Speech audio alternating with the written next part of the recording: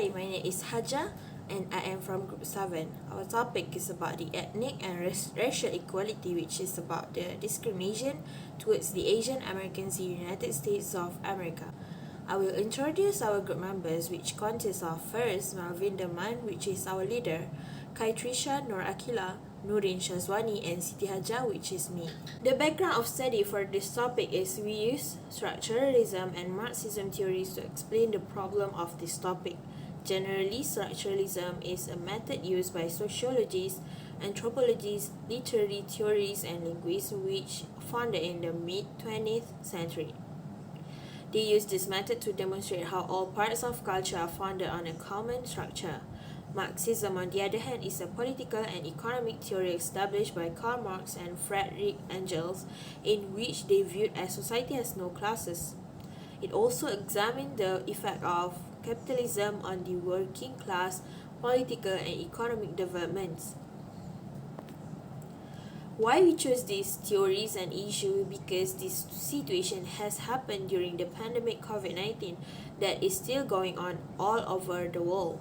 So that in this topic there are some groups that make the discrimination towards Asian people in America.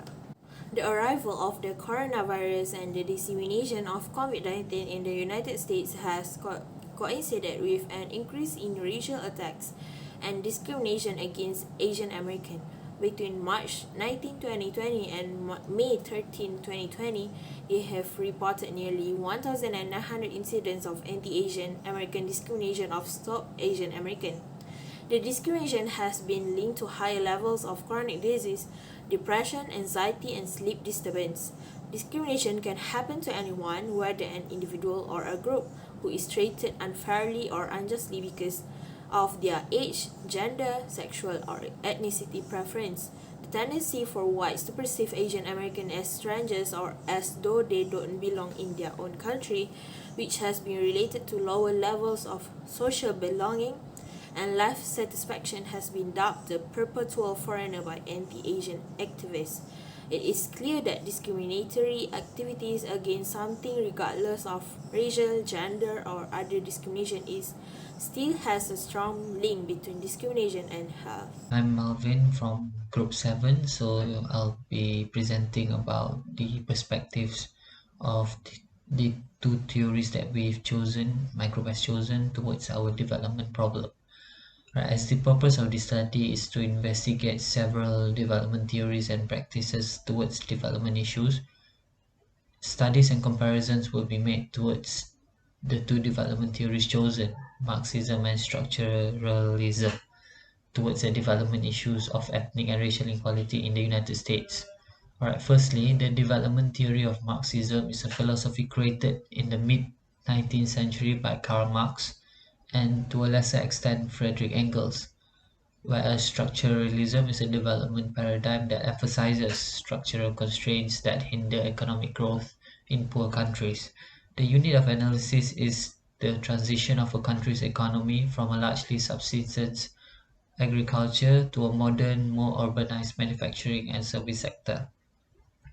Okay, to relate these two development theories to our development problem, it requires constant comparisons of their perspective towards the said issue, which we will be studying about ethnic and racial inequality in the United States and how it relates to poverty and how do they approach solutions and several school of thoughts towards the development problem. Okay, firstly, from a structuralist perspective, the accomplishments of a few people of color cannot obscure the underlying message of race-defined opportunity and benefit. White Americans are far more likely than racial minorities to have access to the resources that they need to realize their instinctual potential and not to be fairly compensated for their efforts.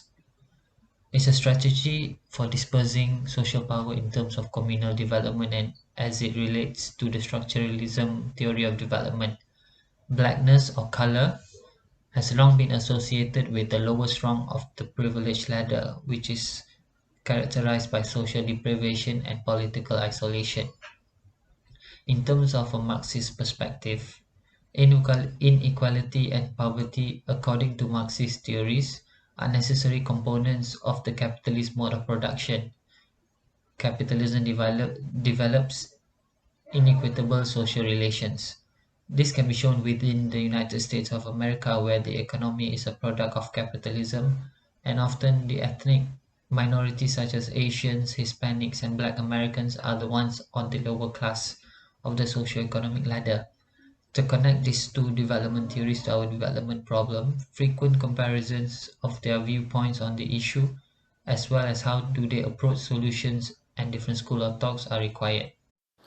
Hello everyone, my name is Khaitrisyia and today I will explain the differences and similarities between structuralism and Marxism.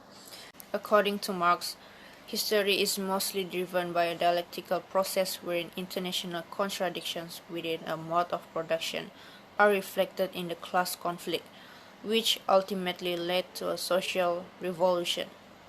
Marxism argues that the ruling class controls the means of production and generates huge surplus value by subordinating working labor. While structuralism is one of the major development theories that emphasize the structural aspects of state in their respective societies, the subject area is the study of economic of developing states. Since medieval times, societies have been transforming from hunting and gathering to agriculture and then to urban manufacturing.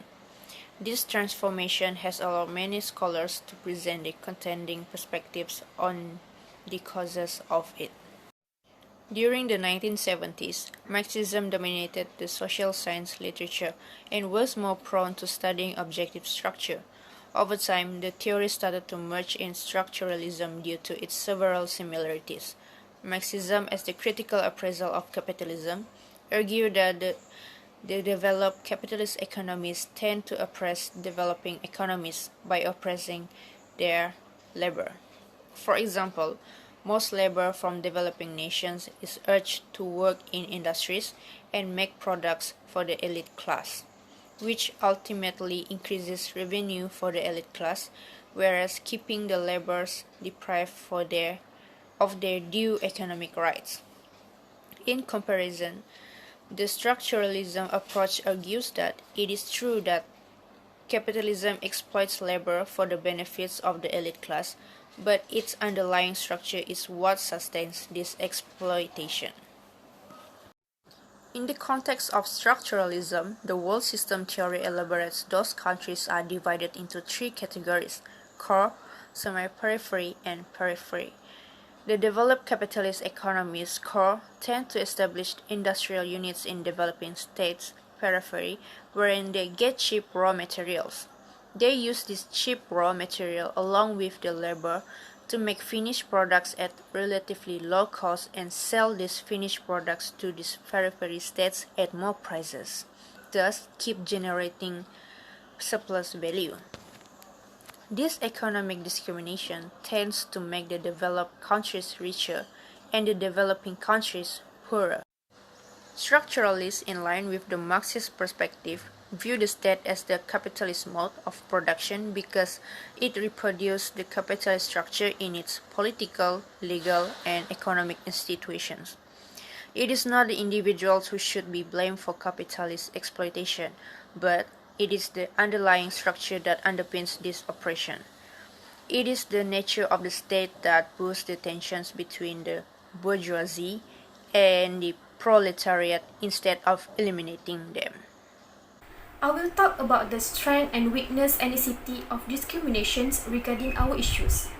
According to Chung and Heath, the discrimination based on ascriptive characteristics like socioeconomic origins or race is often recognized as a cause of inefficiency and waste in the economy. More crucially, it is a cause of social injustice and social exclusion in the literal sense. Racial prejudice, a lack of effective anti-discrimination laws, citizenship challenges and ethnic conceptions of the nations are likely to constitute a general syndrome, with civic conceptions of the country being related with the opposite conditions. Thus, regardless of nations and culture in our world, they have strength and power of diversity in any ethnic, because our society, companies, and schools are more diverse in terms of culture, racial, and ethnic group. We may learn from one another if we first have a basic comprehension of one another. We also can learn about various culture, allows us to have a better understanding of the world we live in. According to University of Manchester, when compared to living in less diverse neighborhoods, someone from an ethnic minority is less likely to claim racial discrimination in an ethnically varied neighborhood. On the other hand, ethnicity also have weakness, especially the discriminations toward migrations people that come to some country for working or as a student. The discriminations will consequence in one's lifetime or in future generations. For example, can be slavery or racial exclusions of particular in the past. This will reduce occupational wage and may have a detrimental impact on wealth accumulation for future generations. In conclusion, the occurrence of racist incident is significant because racial disparity is a well-established indication of poor mental and physical health outcomes for people of color in the United States. To further put things into perspective, discrimination can occur when an individual or a group is treated unfairly or unjustly. To make sense of the cosmos, the human brain automatically organizes things into groups. For example, even very young children can tell the difference between boys and girls. Therefore, this research is conducted to find a common ground between past research and studies done on these two development theories. The spectrum of different perspectives of two developmental theories provides different conclusion and solution towards the issues researched. So it is important that future researchers conduct further studies on the issue to possibly find a more common ground and perspective towards numerous developmental problems. That's all from our group. Thank you so much.